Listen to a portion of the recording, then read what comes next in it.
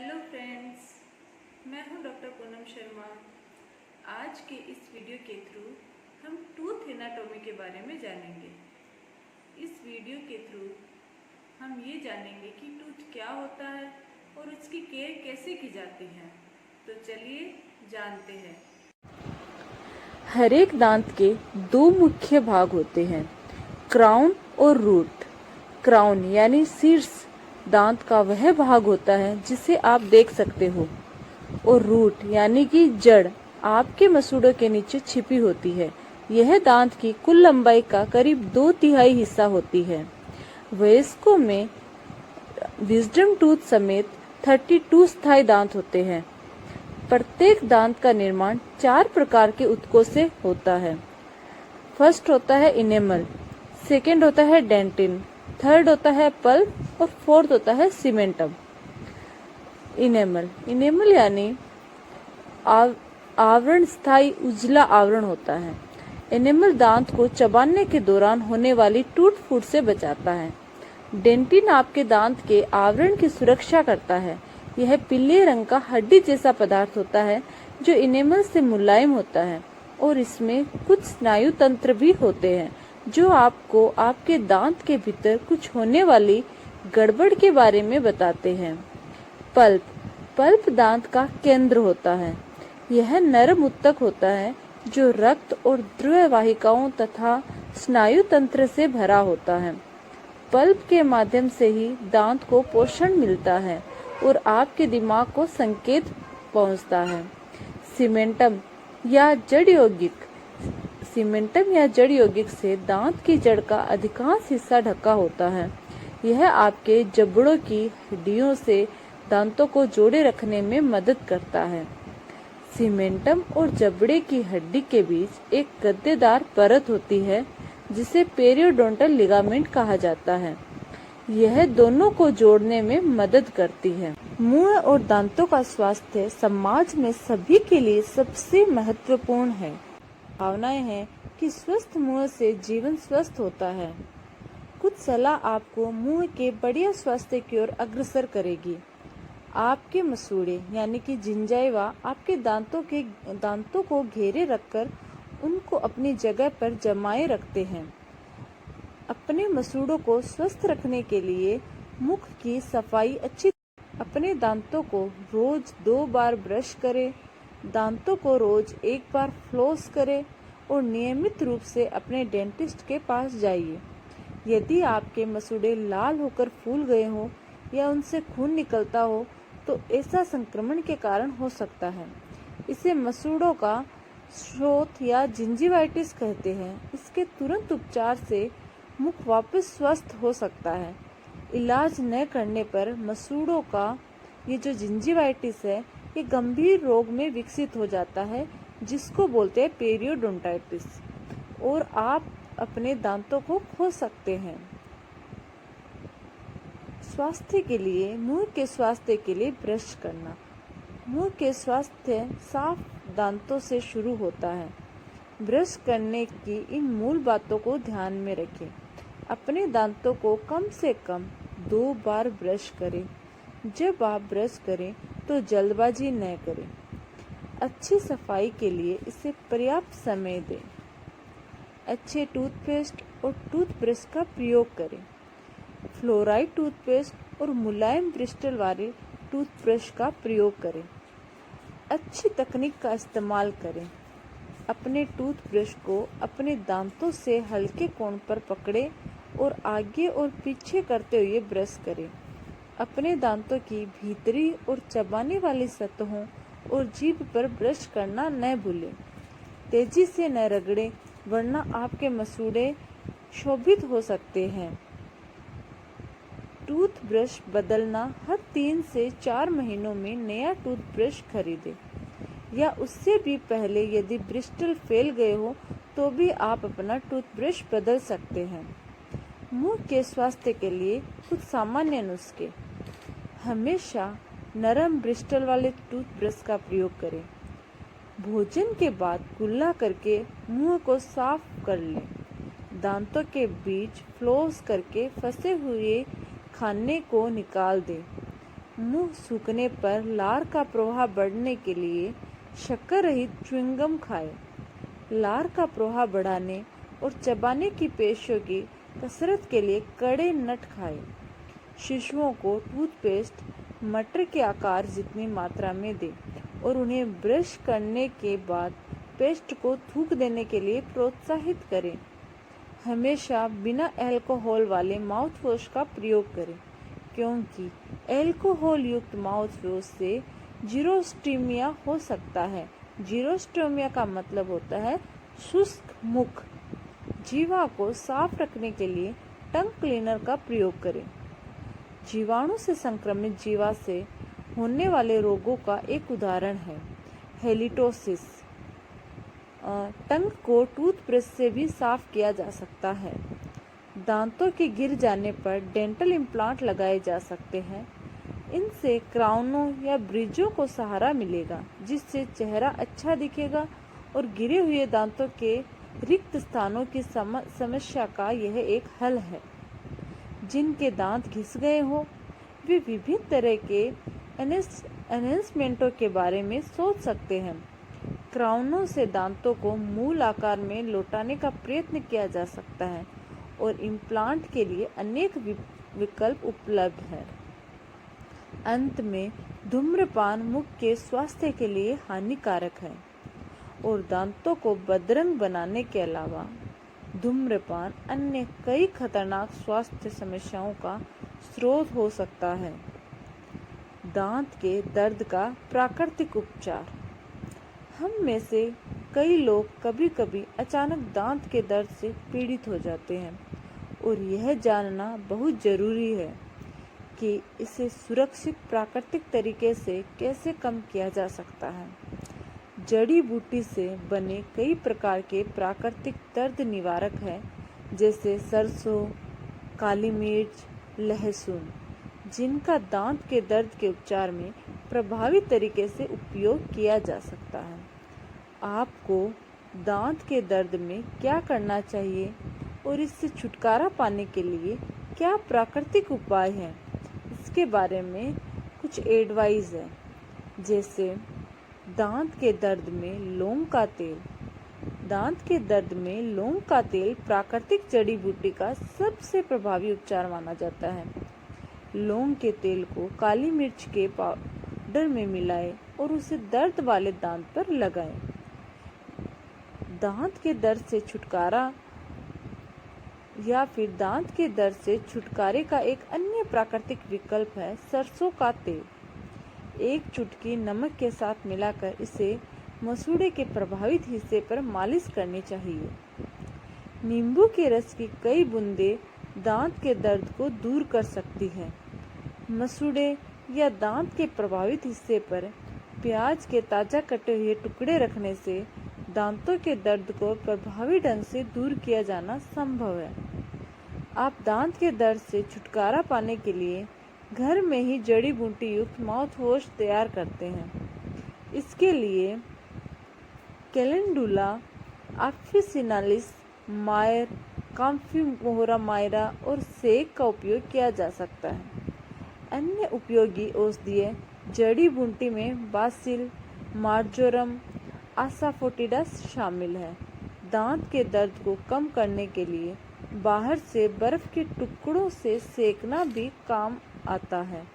यदि आप अचानक दांत के दर्द से प्रभावित हैं तो अत्यधिक गर्म, ठंडी और मीठी चीज़ों से परहेज करें, क्योंकि इनसे आपके दांत का दर्द बढ़ सकता है। आप अपने खान पान के प्रति सतर्कता बरतें। सब्जियां, फल, अनाज और अन्य चीज़ें अधिक मात्रा में लें। जंक फूड को कम से कम यूज़ करें। दांतों की स्केलिंग यानी कि दांतों की सफाई करना। स्केलिंग क्या है? दांतों का स्वास्थ्य आपके सामान्य स्वास्थ्य का महत्वपूर्ण भाग है। आपकी उम्र चाहे जो भी हो, आपके दांत स्वस्थ होने चाहिए और ऐसा संभव भी है। दांतों की सही देखभाल आपके दांतों को जीवन भर स्वस्थ रखने में मदद कर सकती है। स्केलिंग एक ऐसी विधि है जो आपके मसूड़ों को स्वस्थ और मजबूत करती है। प्लाक, कैलकुलस और धब्बे हटाने के लिए स्केलिंग की जाती है। ऐसे संग्रह यदि स्केलिंग द्वारा न निकाले जाएं, तो संक्रमण और मसूड़ों को ढीला बना सकते हैं, जिससे अंततः पायरिया हो सकता है और दांत गिर सकते हैं। स्केलिंग एक सुरक्षित और नियमित प्रक्रिया है। दांतों की सतह को किसी तरह से हानि नहीं पहुंचती है। यह काम किसी अनुभवी डेंटिस्ट द्वारा किया जाना चाहिए। प्लाक क्या है? दांत का प्लाक जीवाणु संग्रह को न निकालने से एक पेरियोडोंटल रोग हो सकता है। रंगहीन पेरियोडोंटल रोग में जो दांतों पर लगातार बनती खाली जगह गहरी मिलता है। इस परत में जीवाणु घर कर लेते हैं। अवायवीय जीवाणु से संख्या में बढ़कर अच्छा पर्यावरण मसूड़ों में संक्रमण उत्पन्न जीवाणु तेजी से बढ़ने लगते हैं और मसूड़ों को और संक्रमित करके दांतों को सहारा देने वाली हड्डियों को घोलने लगते हैं। इससे दांत ढीले पड़ने लगते हैं और इस स्थिति में दांतों को बचाने के लिए इलाज अधिक विस्तृत और जटिल हो जाता है। दांतों के चारों ओर के ऊतकों को स्वस्थ बनाने के लिए मसूड़ों की शल्य क्रिया की आवश्यकता होती है। स्केलिंग कितनी बार करनी चाहिए? दांतों पर प्लाक का बनना एक लगातार होने वाली प्रक्रिया है। यदि इसे ब्रश करके न निकाला जाए तो 10 से 14 घंटे के भीतर इसका टार्टन में लवणीकरण होने लगता है। ऐसे लोगों को हर 6 महीने में एक बार स्केलिंग की जरूरत पड़ती है। हर 6 महीने पर दांतों की नियमित जांच करवाना एक अच्छा नियम है। आपका डेंटिस्ट आपको सलाह दे सकेगा कि आपको स्केलिंग की जरूरत है या नहीं। वह आपको स्वस्थ दांतों के लिए घर पर की जाने वाली सही देखभाल के बारे में भी बताएगा। इस बात पर फिर से जोर दिया जाना चाहिए कि स्केलिंग दांतों को कमजोर नहीं करती है, लेकिन मसूड़ों के उन रोगों की रोकथाम करती है जिनके कारण मसूड़ों से रक्तस्राव होता है, यानी कि गम ब्लीडिंग होती है, और जिन्हें यदि रोका न जाए तो मसूड़ों की अधिक गंभीर और व्यापक समस्याएं उत्पन्न हो सकती हैं। इसके क्या फायदे हैं? अच्छी मुंह सफाई दांतों और मुंह के अनेक रोगों की रोकथाम कर सकती है और उनके उपचार में महत्वपूर्ण है। अच्छी मुंह की सफाई से मुख स्वस्थ रहता है। इसके अलावा मुंह सारे शरीर का प्रवेश द्वार है। स्वस्थ मुख काफी हद तक स्वस्थ शरीर के लिए जिम्मेदार होता है। जिंजीवाइटिस मसूड़ों में होने वाली एक सामान्य और साधारण बीमारी है, जिसके कारण आपके मसूड़ों में सूजन होती है। चूंकि जिंजीवाइटिस एक बेहद साधारण बीमारी है, आप इस बारे में अनभिज्ञ हो सकते हैं कि आप में इसके लक्षण हैं, लेकिन जिंजीवाइटिस को गंभीरता से लेना और इसकी चिकित्सा महत्वपूर्ण है, क्योंकि बाद में इसके कारण मसूड़ों में अधिक गंभीर बीमारी हो सकती है। यदि आपका मसूड़ा सूज गया है और ब्रश करते समय इससे खून निकलता है, तो आपको जिंजीवाइटिस हो सकती है। जिंजीवाइटिस का सबसे सामान्य कारण है मुंह की खराब साफ सफाई। मुंह की अच्छी तरह साफ सफाई की आदतों, मसलन नियमित ब्रश और कुल्ला करने से जिंजीवाइटिस की रोकथाम में मदद मिलती है। सिम्टम्स ऑफ जिंजीवाइटिस, यानी कि जिंजीवाइटिस के लक्षण।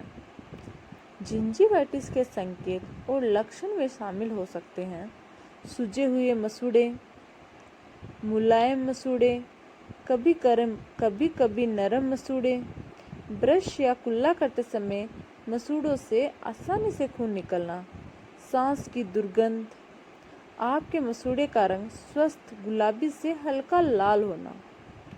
चूंकि जिंजीवाइटिस कभी कभी ही पीड़ादायक होता है, आपकी जानकारी के बिना भी आपको जिंजिवाइटिस हो सकता है। आप पहली बार समझ सकते हैं कि कुछ गड़बड़ है जब आप अपने दांतों के ब्रश के रेशे को गुलाबी रंग में देखते हैं। यह एक संकेत है कि आपके मसूड़े पर हल्का दबाव पड़ने से ही उसमें से खून निकलने लगता है।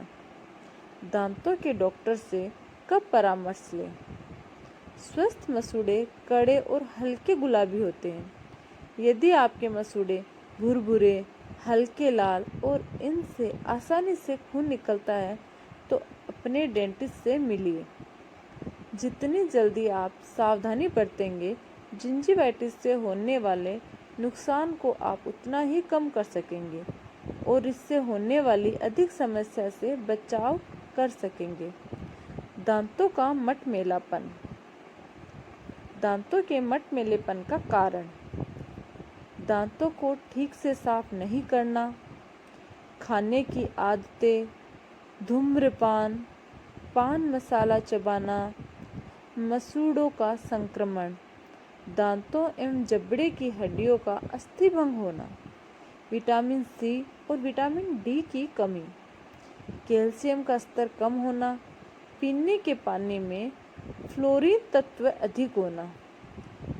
दांत कैरीज के साथ सावधानियां। दांतों को दिन में 2 बार साफ करें, सुबह जागने के तुरंत बाद और रात को सोने से ठीक पहले। हमेशा खाना खाने के बाद ताजे पानी से मुंह साफ जरूर करें। उचित टूथपेस्ट का इस्तेमाल करें।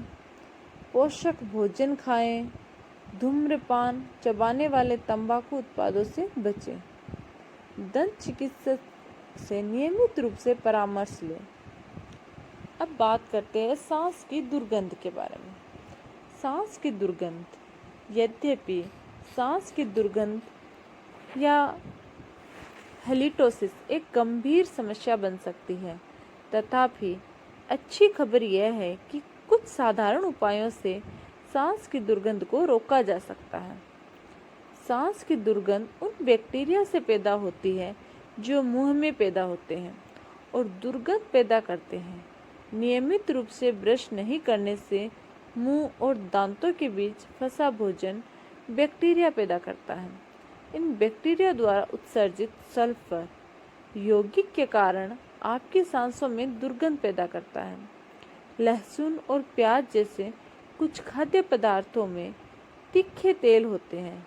इनसे सांसों की दुर्गंध पैदा होती है क्योंकि ये तेल आपके फेफड़ों में जाते हैं और मुंह से बाहर आते हैं।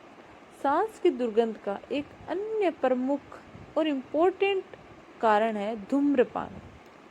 सांस की दुर्गंध पर काबू पाने के बारे में अनेक धारणाएं प्रचलित हैं। यहाँ कुछ ऐसी बातों का जिक्र है जिन्हें आपने सांस की दुर्गंध के बारे में सुना होगा, लेकिन ये सच नहीं है। धारणा नंबर 1, मुंह साफ कर लेने से सांस की दुर्गंध दूर होती है। मुंह साफ करने से सांस की दुर्गंध केवल अस्थायी रूप से दूर होती है। मुंह साफ करने के लिए किसी ऐसे एंटीसेप्टिक की तलाश करें जो दुर्गंध पैदा करने वाले कीटाणुओं को मारता हो, दांतों की सड़न कम हो और वह इंडियन डेंटल एसोसिएशन द्वारा मान्यता प्राप्त हो। धारणा नंबर 2, नियमित रूप से दांतों की सफाई करने से सांसों में दुर्गंध नहीं होती। सच यह है कि अधिकांश लोग केवल 30 से 45 सेकंड तक ही दांतों को ब्रश करते हैं, जो समुचित नहीं है। आपके दांतों की सभी सतहों को समुचित रूप से साफ करने के लिए आपको हर दिन 2 बार कम से कम 2 मिनट तक ब्रश करना चाहिए। अपनी जीभ की सफाई भी करना याद रखें, क्योंकि बैक्टीरिया को वहाँ रहना पसंद है। कुल्ला करना भी उतना ही महत्वपूर्ण है, क्योंकि केवल ब्रश करने से ही आपके दांतों और मसूड़ों के बीच फंसे हानिकारक सड़न और खाने के टुकड़े दूर नहीं हो सकते। यदि आपको सांस की दुर्गंध की चिंता है तो आप अपने मुंह और दांतों की देखभाल का ध्यान रखें। कुछ चीनी मुक्त गम और मिंट से भी अस्थायी रूप से दुर्गंध दूर हो सकती है। यदि आप सही तरीके से ब्रश और कुल्ला करते हैं और नियमित सफाई के लिए अपने दांतों के डॉक्टर के पास जाते हैं, लेकिन आपकी सांसों में दुर्गंध बरकरार है, तो आपको कोई चिकित्सीय समस्या जैसे कि साइनसाइटिस या मसूड़ों की बीमारी हो सकती है। यदि आपको किसी समस्या का संदेह हो तो अपने चिकित्सक या दांतों के डॉक्टर से सलाह लें। वे तय कर सकते हैं कि आपके सांसों की दुर्गंध के पीछे क्या कारण है और इसे दूर करने में आपकी मदद कर सकते हैं। सांसों की दुर्गंध के कारण। सांसों की अधिकांश दुर्गंध आपके मुंह से शुरू होती है। सांसों की दुर्गंध के कई कारण होते हैं। इनमें शामिल है भोजन, दांतों की समस्या, मुंह सूखना, बीमारियां, मुंह, नाक और गला की स्थिति, तंबाकू उत्पाद, गंभीर डाइटिंग। सबसे पहले है भोजन। भोजन आपके दांतों में और इसके आसपास भोजन के टुकड़ों के टूटने से दुर्गंध पैदा हो सकती है। पतले तेलीय पदार्थ युक्त भोजन भी सांसों की दुर्गंध के कारण हो सकते हैं। प्याज और लहसुन इसके सबसे अच्छे उदाहरण हैं, लेकिन अन्य सब्जियां और मसाले भी सांसों में दुर्गंध पैदा कर सकता है। जब ये भोजन पचते हैं और तीखे गंध वाले तेल आपके खून में शामिल होते हैं तो वे आपके फेफड़ों तक पहुंचते हैं और तब तक आपकी सांसों से बाहर निकलते रहते हैं जब तक कि वह भोजन आपके शरीर से पूरी तरह खत्म न हो जाए। प्याज और लहसुन खाने के 72 घंटे बाद तक सांसों में दुर्गंध पैदा हो सकती है। दांतों की समस्या। दांतों की खराब सफाई और दांत की बीमारियां सांसों की दुर्गंध का कारण हो सकती है। यदि आप हर दिन ब्रश और कुल्ला नहीं करते हैं तो भोजन के टुकड़े आपके मुंह में रह जाते हैं। वे बैक्टीरिया पैदा करते हैं और हाइड्रोजन सल्फाइड भाप बनाते हैं। आपके दांतों पर बैक्टीरिया का एक रंगहीन और चिपचिपा फिल्म जमा हो जाता है। अब है मुंह सूखना। लार से आपके मुंह में नमी रहने और मुंह को साफ रखने में मदद मिलती है। सूखे मुंह में मृत कोशिकाओं का आपकी जीभ, मसूड़े और गालों के नीचे जमाव होता रहता है। ये कोशिकाएं क्षरित होकर दुर्गंध पैदा कर सकती है। सूखा मुंह आमतौर पर सोने के समय होता है। बीमारियां। फेफड़े का गंभीर संक्रमण और फेफड़े में गांठ से सांसों में बेहद खराब दुर्गंध पैदा हो सकती है। अन्य बीमारियां जैसे कि कुछ कैंसर और चयापचय की गड़बड़ी से भी सांसों में दुर्गंध पैदा हो सकती है। मुंह, नाक और गले की स्थिति। सांसों की दुर्गंध का संबंध साइनस संक्रमण से भी है, क्योंकि आपके साइनस से नाक होकर बहने वाला द्रव आपके गले में जाकर सांसों में दुर्गंध पैदा करता है। तंबाकू उत्पाद। धूम्रपान से आपका मुंह सूखता है और उससे एक खराब दुर्गंध पैदा होती है। तंबाकू का सेवन करने वालों को दांतों की बीमारी भी होती है और सांसों की दुर्गंध का अतिरिक्त स्रोत बनती है। गंभीर डाइटिंग। डाइटिंग करने वालों में खराब फलीय सांस पैदा हो सकती है। यह केटोएसिडोसिस जो उपवास के दौरान रसायनों के टूटने से पैदा होती है। यही कारण होता है सांस में बदबू का। इससे बचने के उपाय। मुंह और दांतों की साफ सफाई का उच्च स्तरीय बनाए रखें।